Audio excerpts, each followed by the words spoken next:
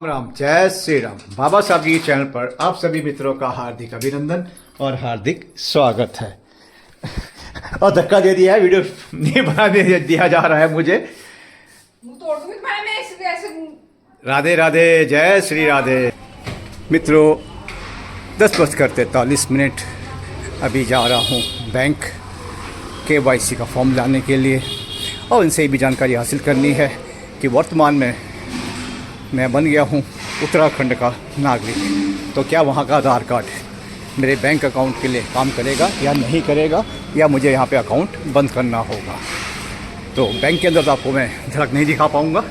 सो राधे राधे, जय श्री राधे। तो पहुँच गया हूँ बैंक। मित्रों अभी वर्तमान में टेम्परेचर जो है 33 डिग्री सेल्सियस है, समय है 11। तो अभी चलते हैं अन्य कार्य के लिए। तो फोटोकॉपी करवा ली आधार कार्ड की। अब जो है धर्मपत्नी का जो ऑर्डर है वो पूरा करेंगे। राम राम जी, राम राम बहन जी, राम राम। वो दे दीजिए मुझे 2 छाछ प्लेन वाली, 1 दही और 2 सोयाबीन की बड़ी के पैकेट। कितने वाली? छोटा सा पाउच आता है ना वो, 10 वाला? नहीं सर, बड़ा बड़े वाला नहीं होगा। नहीं है। दही का 30 वाला। हाँ हाँ, और 2 प्लेन छाछ। और ये कार्य भी हो गया है। अब जाएंगे दोस्त के पास, उससे बात करेंगे वो मेमोरी कार्ड के लिए, क्योंकि कई बार जो है ये हैंग हो जाता है। तो दोस्त बताते हैं कि जो है फ़ोटो या वीडियो ज़्यादा हो गए। राधे राधे। क्या बात, आज कोई भी मित्र नहीं है यहाँ पे? अभी स्टार्ट कर रहे हैं, आने वाले। अच्छा 11। तो मित्र से बात हुई, मित्र बोला कि 1200 रुपये का आएगा मेमोरी कार्ड और 2-3 हज़ार में आएगा पेन ड्राइव।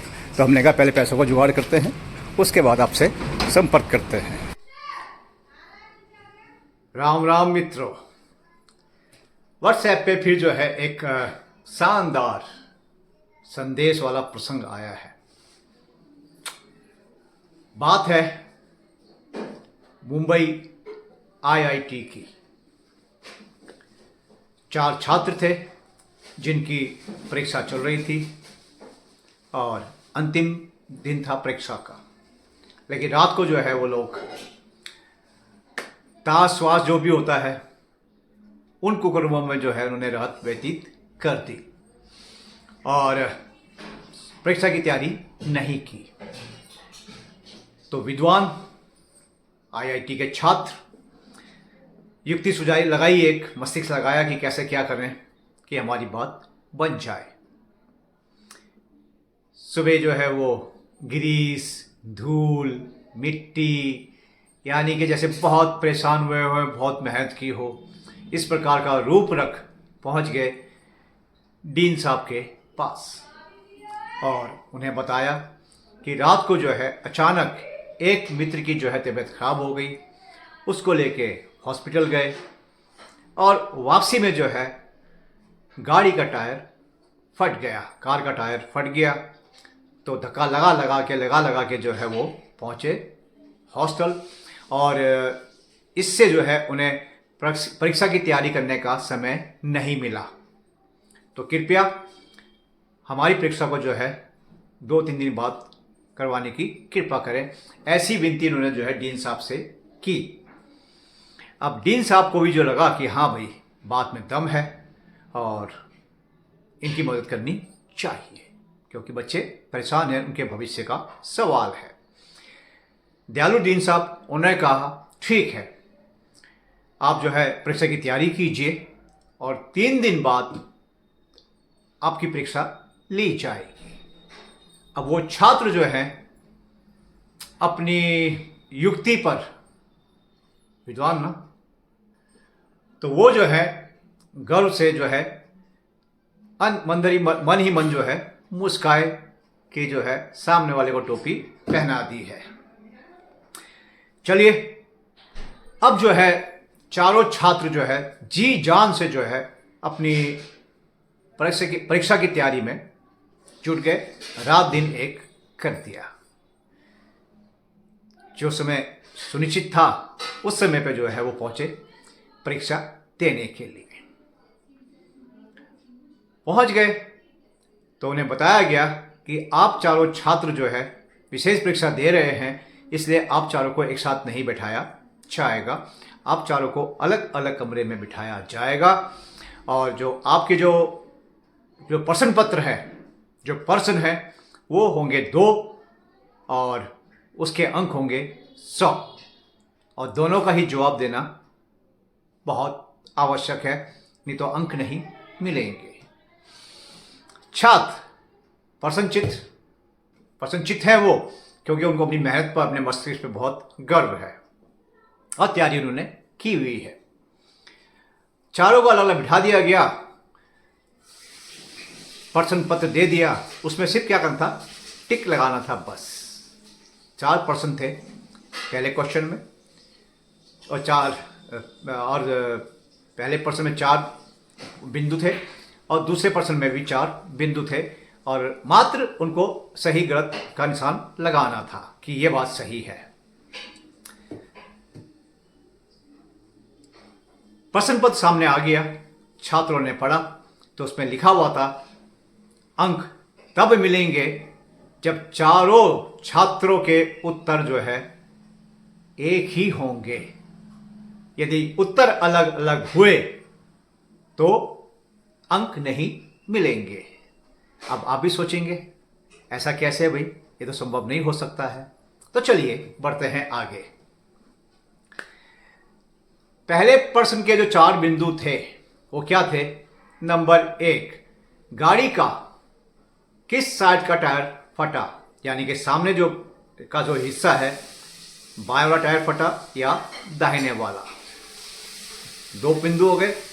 तीसरा बिंदु, पीछे की तरफ बाएं वाला या पीछे की तरफ दाएं वाला टायर फटा। क्या करना था? कुछ भी तो नहीं करना था मित्रों, खाली एक टिक मार करना था कि यह टायर फटा। दूसरा प्रश्न था कि गाड़ी कौन चला रहा था और आगे की तरफ दाहिनी तरफ कौन बैठा था, क्योंकि हमारे देश में लेफ्ट हैंड ड्राइव है। और पीछे की तरफ दाहिनी की तरफ हाथ की सीट पे कौन बैठा था और बाएं हाथ की सीट पे कौन बैठा था। और जो शर्त थी कि चारों का उत्तर एक ही होना चाहिए तभी अंक मिलेंगे। तो क्या आप सोचते हैं कि वो IIT के चारों छात्र उस परीक्षा को पास कर सके या नहीं? ये जो कहानी है ना, ये बहुत कुछ कहती है, कुछ अपनी कुछ बाहर की। बाबा साहब जो कहता ना खुद को महामंद बुद्धि महामूर्खानंद, ऐसे ही नहीं कहता है। अब सही सही वर्ष मालूम नहीं है कि 40 साल 45 साल 50 साल। तो माता पिता रोकते थे, जो बच्चे बड़े थे या पहले था ना, इनके साथ नहीं खेलना है, ये गंदे हैं, ये पत्नी से बात करते हैं। लेकिन बाबा साहब जो जिज्ञासु है, जिस काम के लिए मना करते थे वो करना है, देखना है कि क्यों। तो उन बच्चों से ज्ञान प्राप्त किया था बाबा सादगी ने। तरीका उनका अलग था और समय के साथ जो है हमने उसको अपने तरीके से जोड़ लिया। तो वो जो संदेश है ना, यदि आप किसी के मोहल्ले में लड़ने के लिए जा रहे हैं, किसी को पीटने के लिए जा रहे हैं, तो ये मत सोचिएगा कि उसके पास 5 आदमी हैं। ये सोचिए उसके पास 50 आदमी है, तो आप जो है 60-70 आदमी लेके जाइएगा अगर दूसरे के मोहल्ले में जाके जंग लड़नी है। दुश्मन को कभी कमज़ोर नहीं समझना चाहिए। उसके लिए अति आवश्यक तैयारियां बहुत जरूरी होती हैं, तभी दुश्मन पे विजय प्राप्त हो सकती है।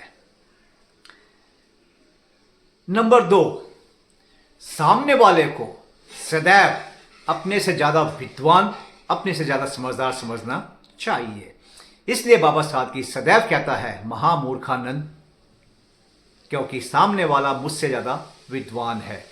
अपनी गलती मैं खुद नहीं पकड़ सकता हूँ, लेकिन सामने वाला मेरी गलती पकड़ सकता है, मेरी चालाकी पकड़ सकता है, हर चीज़।